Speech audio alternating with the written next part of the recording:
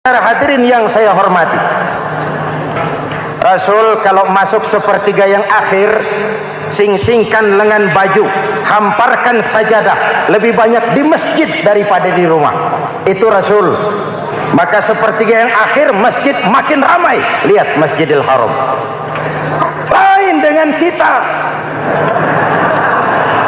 Sepertiga yang akhir masjid mulai mengalami kemajuan. Safnya makin maju.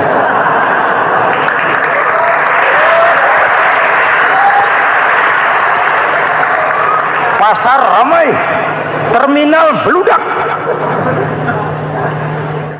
Padahal sepertiga yang akhir itu puncak. Padahal di situ nilai tambah. Dan anggap ini Ramadan terakhir yang diberikan Allah kepada kita. Kenapa? Memang tidak ada jaminan tahun depan ketemu Ramadan lagi.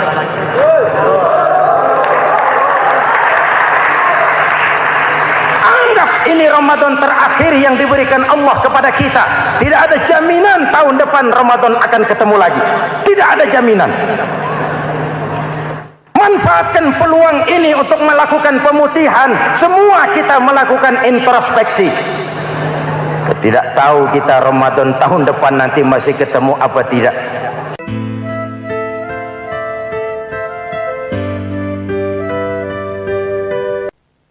Assalamualaikum warahmatullahi wabarakatuh.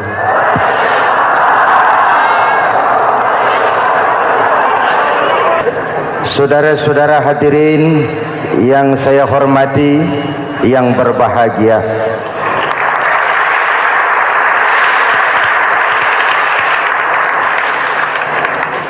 kali ini dalam suasana memperingati nuzulul Quran, setiap penganut agama mempunyai kitab-kitab yang suci atau dianggap sebagai suci. Semua agama. Orang Nasrani punya kitab Injil. Orang Yahudi punya kitab Taurat. Orang Hindu punya kitab Weda. Orang Buddha punya kitab Tripitaka. Pengikut Konghucu punya kitab Tao Te Ching. Orang Majusi pengikut Zoroaster punya kitab Zen Avesta. Orang kebatinan punya kitab Serat Centani, Hidayat Jati atau Darmo Gandul. Kita umat Islam oleh Allah diberikan Al-Quran yang kita yakini sebagai kitab suci. Kunaon?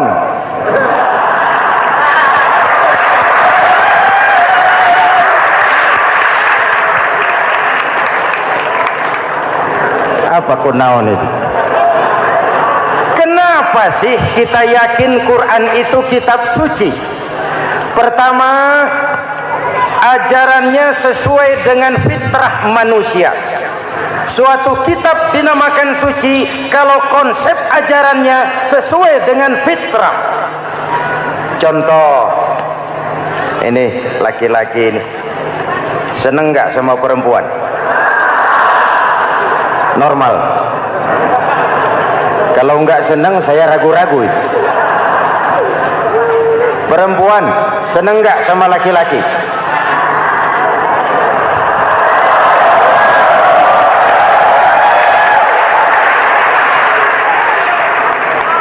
Ini fitrah. Laki-laki suka perempuan, perempuan suka laki-laki. Quran memahami itu. Hai laki-laki, kau senang dengan perempuan. Hai perempuan, kau suka dengan laki-laki. Oke, lewat sini, lewat pintu yang disebut nikah. Kalau kitab suci melarang nikah, itu bertentangan dengan fitrah manusia. Maka dalam Quran mulai dari umat sampai ulama dan segala profesi dianjurkan nikah. Kalau kiai tidak boleh nikah, saya pilih mengundurkan diri, Pak.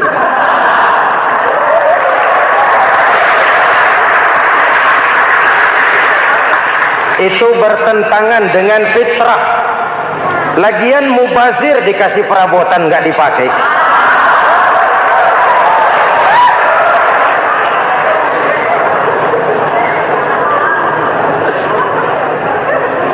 Fitrah. Contoh lagi, manusia perlu makan.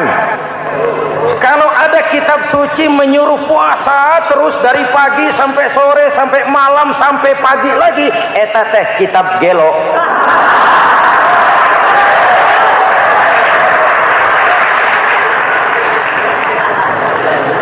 Quran sesuai dengan fitrah, puasa mulai dari imsak sampai datang waktu maghrib. Puasa ngebleng dari pagi sampai sore sampai malam merusak kesehatan. Malam berpuasa boleh bergaul dengan istri. Kenapa? Fitrah. Kalau siang tidak boleh, malam tidak boleh, sebulan penuh panas kepala.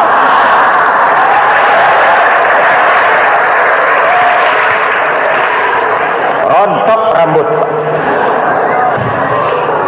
Hadirin yang saya hormati, itu yang pertama. Yang kedua, kita yakini Quran sebagai kitab suci karena isinya tidak saling bertentangan, konsekuen, konsisten. Kalau ada satu kitab, di satu ayat mengajarkan Tuhan Esa, di lain ayat mengajarkan tiga, liar itu mah. Bagaimana kitab suci isinya paradoks? Bagaimana kitab suci isinya saling bertentangan?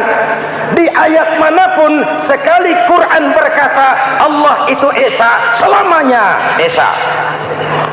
Isinya tidak saling bertentangan.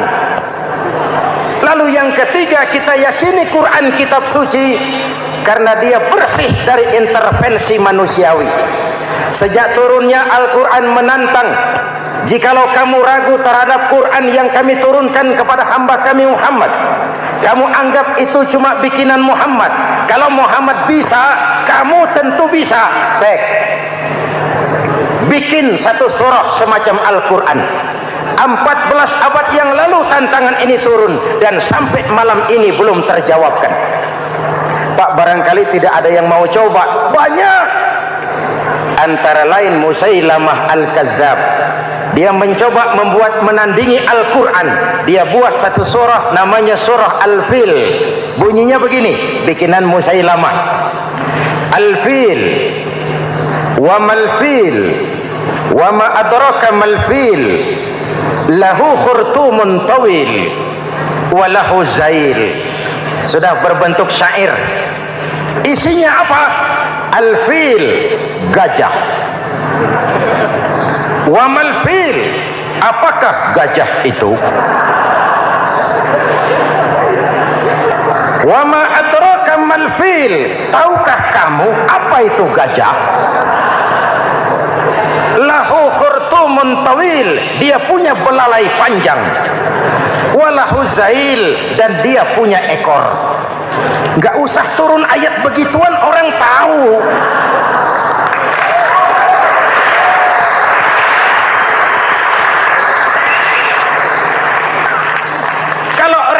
Mendekati, maka isi jauh panggang dari api. Kitab suci bersih dari campur tangan manusiawi. Maka Al-Quran, ke bahasa apapun dia diterjemahkan, naskah aslinya tetap ikut. Dia boleh diterjemahkan ke bahasa Sunda, bahasa Jawa, bahasa Padang, bahasa Inggris, bahasa Jerman, bahasa Belanda, naskah aslinya tetap ada. Kenapa? Bahasa ke bahasa perbedaannya sering frontal. Kalau dari gelas menjadi gelas, eta mah caket. Dari lamp menjadi lampu, itu masih serumpun. Tapi cokot Sunda dengan cokot Jawa, itu jauh bedanya. Atos Sunda dengan atos Jawa Itu jauh. Ulama Sunda sama ulama Jawa nggak pernah akur kalimat atos ini.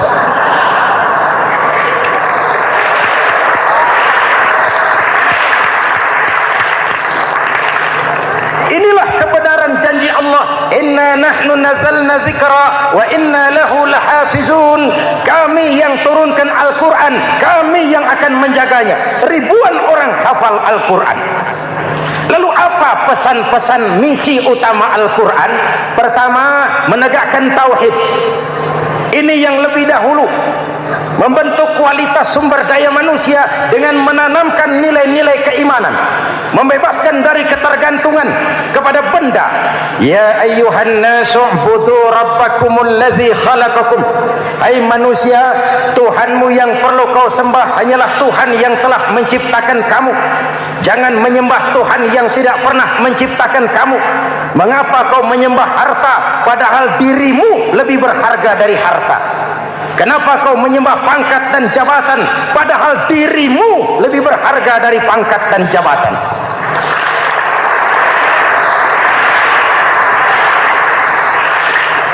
Diajak rasio berpikir, Tuhanmu yang perlu kau sembah hanyalah Tuhan yang menciptakan kamu. Dan Tuhan yang menciptakan kamu itu Tuhan yang lam yalid walam yulad, yang laisa kamislihi syai'un, dan itulah Allah Subhanahu wa taala. Ayo orang teh, ayeuna teh. Boleh pakai teh? Ayeuna teh, kita teh. Kalau kepada syirik jali, syirik yang terang-terangan, insya Allah tidak. Nyata-nyata menyembah berhala, tidak. Nyata-nyata menyembah pohon, tidak. Nyata-nyata berkeyakinan Tuhan lebih dari satu, tidak. Tapi kita sering terjebak pada syirik kecil, syirik khafi, syirik yang tersamar. Saya sejak pakai cincin ini, jangankan anak gadis, nenek-nenek ngelihat saya cincin. Jangankan anak gadis, nenek-nenek lihat saya lemes cincin. Ini saya sejak ada perkutut di rumah ini dagang lancar perkutut. Ini Ramadan, bulan penempaan nilai-nilai keimanan. Misi utama Quran menegakkan tauhid, memerangi kemusyrikan, membebaskan manusia dari ketergantungan kepada benda. Dari situ kualitas sumber daya manusia dimulai. Saya sering ungkapkan, selama ini sistem pendidikan kita cuma mengisi otak, bukan membentuk watak. Otak diisi segala macam ilmu, tapi hati kosong, agama rapuh, akhirnya moral rendah. Muncul manusia-manusia yang pintar, cuma sayang tidak benar. Indonesia kita bangkrut, Indonesia kita terpuruk, Indonesia kita sakit sekarang ini, kan ulahnya orang-orang yang pintar tapi tidak benar.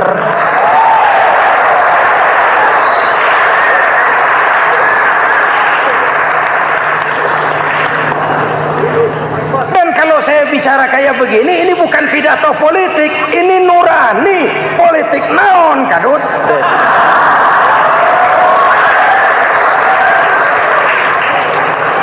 Ini nurani, ini tanggung jawab sebagai anak bangsa.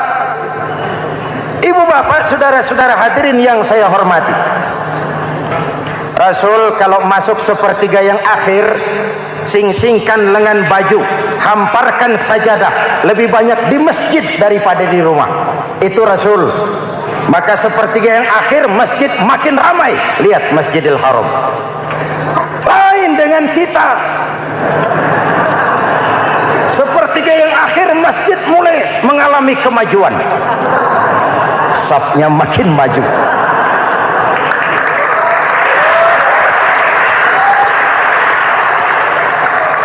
Pasar ramai, terminal beludak. Padahal sepertiga yang akhir itu puncak. Padahal di situ nilai tambah. Dan anggap ini Ramadan terakhir yang diberikan Allah kepada kita. Kenapa? Memang tidak ada jaminan tahun depan ketemu Ramadan lagi.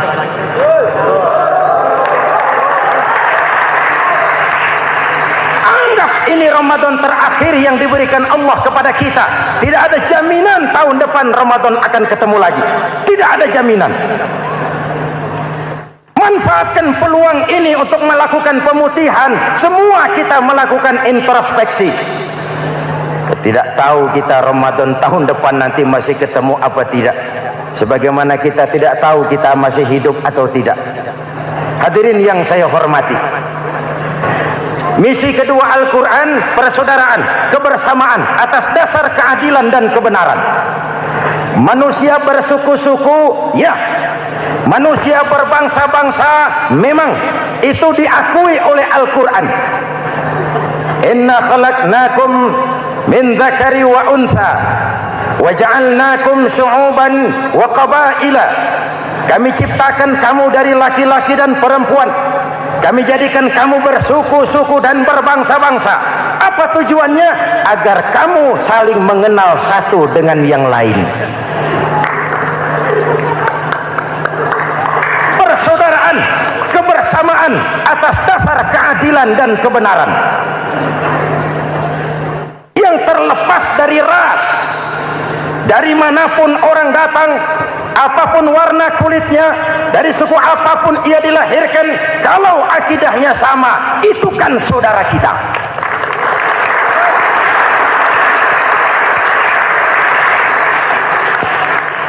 Seperti di masjid, kita tidak peduli dari mana kita datang. Yang datang dari kidul, madhab ngulon mang. Yang datang dari sebelah lor, madhab ngulon mang. Yang datang dari sebelah wetan, madhab kulon mang. Yang datang dari kulon, madhab ngulon. Bukan soal dari mana kau datang, tapi satu arah menghadapmu. Kau mau Betawi, mau Sunda, mau Jawa, mau Padang, mau Aceh, mau Batak, mau Ambon, kita satu nusa, satu bangsa, satu bahasa. Marilah kita jadi lem perekat buat lingkungan kita di saat keutuhan kita sebagai bangsa sedang dalam ujian berat. Semangat kebersamaan atas dasar keadilan. Tidak ada mayoritas menekan minoritas. Umat Islam itu kalau besar, dia mampu melindungi yang kecil. Kalau kecil, dia bisa menjaga diri. Tiap sholat Jumat khatib berpesan pada akhir khutbah kedua, innallaha ya'muru bil adli wal ihsan, innallaha ya'muru bil adli wal ihsan. Allah memerintahkan kamu menegakkan keadilan dengan argumen, bukan dengan sentimen, mengajak bukan mengejek, merangkul tidak untuk tujuan memukul. Kalau sebagai bangsa kita utuh, kompak dan bersatu, saya yakin kita akan bisa mengatasi kesulitan-kesulitan sekarang ini.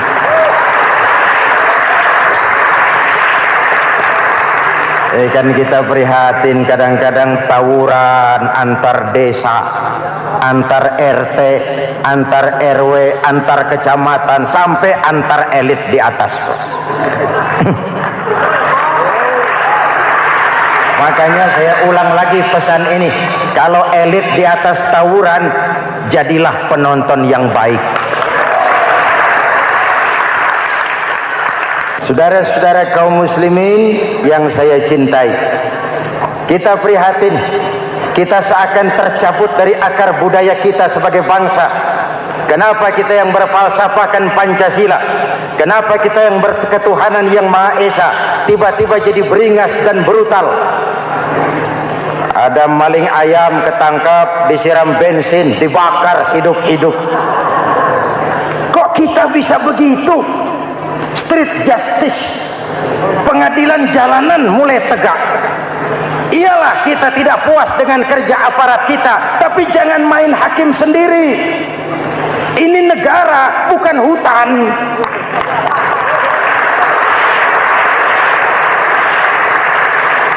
Jangan mencegah kemunkaran dengan menegakkan kemunkaran baru. Oleh hal-hal yang sepele yang mestinya kita bisa mencari jalan keluar dengan baik. Ayo luruskan saf, rapatkan barisan, satukan langkah, tautkan hati.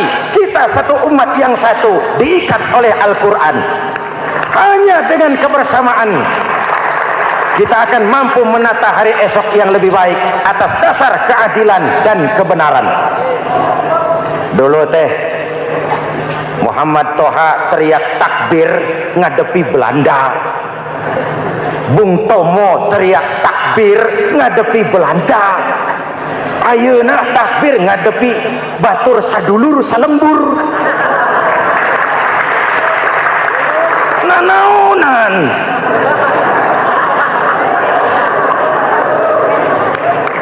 Bung Tomo teriak takbir, Muhammad Toha teriak takbir, yang dihadapi jelas penjajah Belanda. Kita ngadepi saudara sendiri, Allahu Akbar, yang sana teriak Allahu Akbar, setan tepuk tangan di tengah.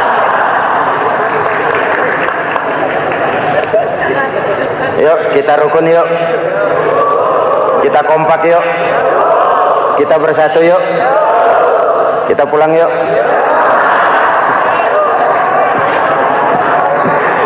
Ini misi kedua. Misi yang ketiga, Al-Quran membebaskan manusia dari gaya hidup sekuler. Quran mengingatkan, awas bung, ada hidup sesudah mati, ada akhirat sesudah dunia. Lebih untung orang yang percaya akhirat daripada yang tidak. Paling tidak hidupnya normatif. Contoh, saudara yakin akhirat ada, lalu saudara hidup baik-baik, menjauhi yang munkar, meninggalkan yang haram, saudara sujud, puasa, jihad, lalu saudara mati. Setelah mati ternyata akhirat tidak ada. Tidak ada ruginya. Paling kurang kita sudah dicatat sebagai orang baik. Sebaliknya, saudara tidak percaya sama akhirat, lalu hidup seenaknya, judi, mabuk, zina, nipu orang, korupsi, tenggelam dalam kemunkaran, lalu mati. Setelah mati ternyata akhirat ada. Kemana anjen? Lebih untung orang yang percaya akhirat ketimbang yang tidak. Hidupnya ada rem. Iya pak, saya kepengen banyak uang, tapi kalau main judi nanti di akhirat bagaimana? Iya, saya kepengen jadi orang kaya, tapi kalau korupsi, nipu orang, buka peternakan tuyul, nanti di akhirat bagaimana? Gaya hidup yang berkeseimbangan. Ada hidup sesudah mati dan ada akhirat sesudah dunia. Yang keempat, Quran membebaskan manusia dari belenggu kebodohan. Quran ayat yang pertama turun sudah berkata, Iqra, baca, kamu jangan jadi bodoh. Kebodohan menimbulkan kemiskinan, kemiskinan mendekatkan kepada kekufuran. Yang kelima, ini kado buat ibu-ibu. Quran mengangkat harkat, derajat dan martabat kaum wanita. Sebelum Quran turun, sebelum Islam datang, nasib wanita sangat menyedihkan. Dilahirkan hanya untuk melahirkan. Kalaupun berperan, peranannya tidak lebih segitiga. Dapur, sumur, kasur. Kasur, sumur, dapur. Dapur, sumur, kasur. Wanita dilecehkan, sekadar alat pemuas nafsu. Datang Islam, Rasul terenyuh, An-nisa imadul bilad. Wanita adalah tiangnya negara. Jikalau baik wanita, baik negara. Jikalau rusak wanita, hancur negara. Karena wanita, negara jaya. Betul? Karena wanita, negara hancur. Betul? Maka wanita adalah bidadari yang kadang-kadang setan. Kadang-kadang.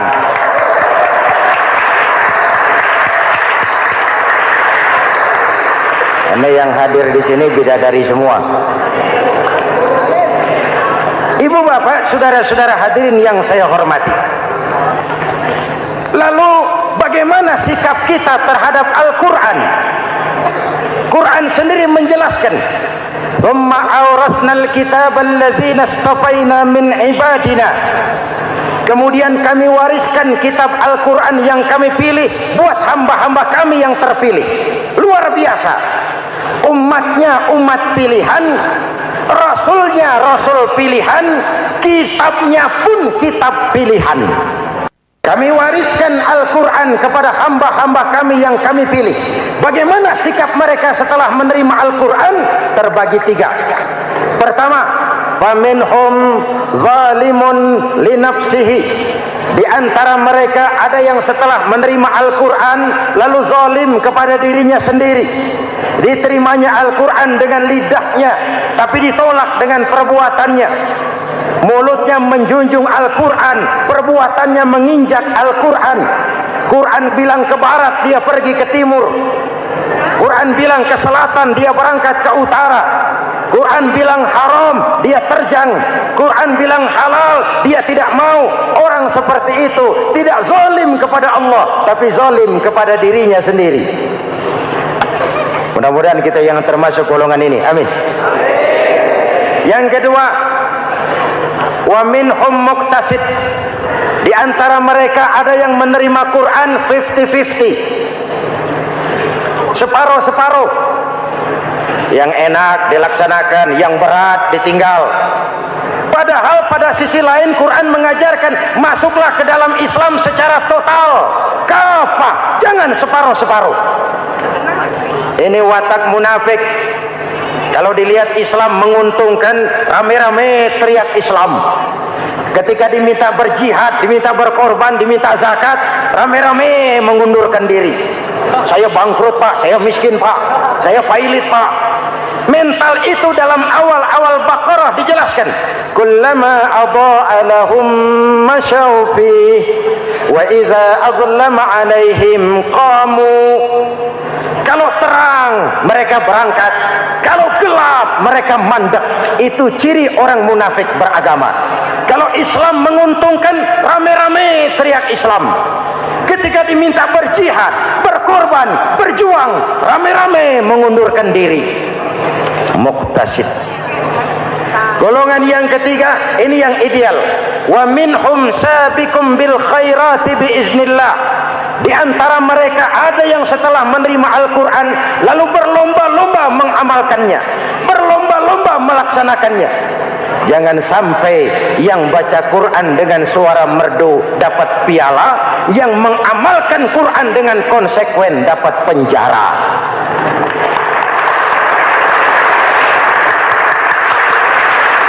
Itu ironi, itu menyedihkan, itu memilukan, dan itu memalukan.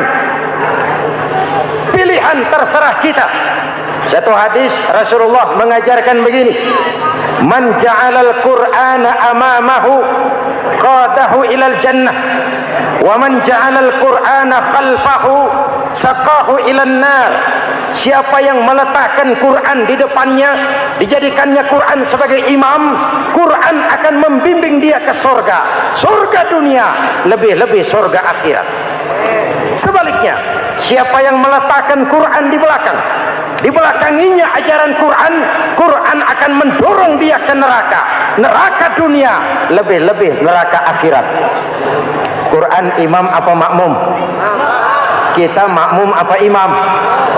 Makmum ikut imam apa imam ikut makmum?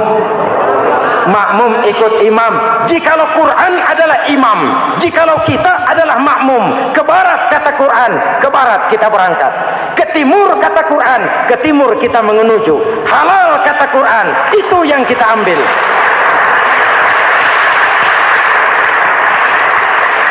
Mari kita jadikan Ramadan sebagai bulan di mana sedikit demi sedikit kita berupaya kembali menjadi generasi yang Qurani. Rasulullah pernah ditanya, kalau Tuhan wafat ya Rasul, kemana kami minta nasihat? Aku tinggalkan kamu dua nasihat. Satu yang diam saja, satu yang bisa bicara. Yang bisa bicara apa ya Rasul? Al-Quran. Minta nasihat Quran. Yang diam saja apa ya Rasul? Maut. Dalam hidup ada dua nasihat. Nasihat yang bisa bicara, Al-Quran. Nasihat yang diam saja, maut. Mau dagang, minta nasihat Quran. Mau bertetangga, minta nasihat Quran. Itu nasihat. Nasihat yang kedua, diam saja, tahu-tahu datang maut. Makanya anggap ini Ramadan terakhir yang diberikan Allah kepada kita, karena tahun depan tidak ada jaminan kita bertemu Ramadan. Manfaatkan 10 yang akhir untuk meningkatkan nilai ibadah kita kepada Allah Subhanahu wa taala. Hadirin, kita sudah mendekati akhir, saya akan baca doa. Mari kita Fatihah. Semoga kita semua dalam perlindungan Allah. ala hadhihi an-niyah wa ila hadratin nabi. Al-Fatihah. Siratal ladzina an'amta 'alaihim ghairil maghdubi 'alaihim waladdallin. Amin. Sekian dan demikianlah pertemuan kita kali ini. Terima kasih banyak atas segala perhatian. Mohon maaf atas segala kekurangan. Usikum wa nafsi bitaqwallah. Wassalamualaikum warahmatullahi wabarakatuh.